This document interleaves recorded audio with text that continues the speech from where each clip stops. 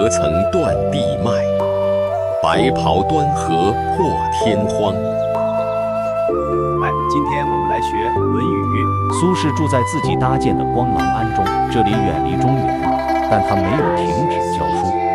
必說乎？沙地上，他用樹枝寫字，還童們跟讀。一天，青年姜唐佐前來叩門，請問蘇老先生在嗎？學生姜唐佐特來求學。好，海南終於有學子來了。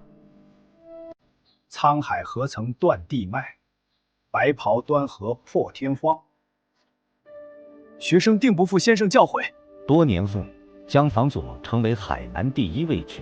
蘇軾回首一生，笑言：問汝平生功業，黃州、惠州、儋州。